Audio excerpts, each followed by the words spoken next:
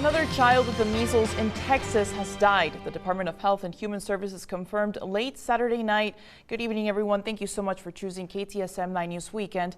I'm Oriana Botaro. The child was recently diagnosed with the viral disease and died at University Medical Center Children's Hospital in Lubbock. The hospital said in a statement on Sunday morning that the child was not vaccinated against the measles and had no underlying health conditions. This is the second pediatric death amid a fast-growing outbreak that's infected nearly 500 people in Texas alone since January. HHS Secretary Robert F. Kennedy Jr. was expected to attend the child's funeral, which is scheduled for today, according to a person familiar with the plans. As of Friday, the Texas Department of State Health Services said 481 cases of measles had been confirmed, a 14% jump over last week.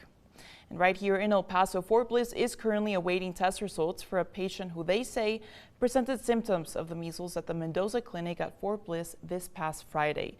Information is limited at this hour, and while this is not a confirmed case, William Beaumont Army Medical Center, which oversees all the health clinics on post, is informing the public out of an abundance of caution to help deter and contain the spread of the outbreak.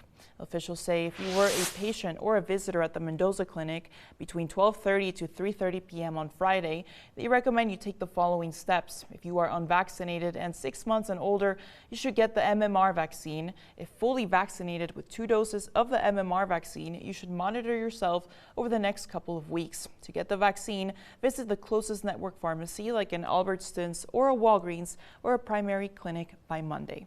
As health experts have been warning us, the current measles outbreak in West Texas is being called the worst in 3 decades. For the past 2 months, we've been reporting on growing concerns about the spread of the measles, not just nationwide, but right here in West Texas, New Mexico, and Ciudad Juarez. Health officials stress this is an extremely contagious respiratory virus.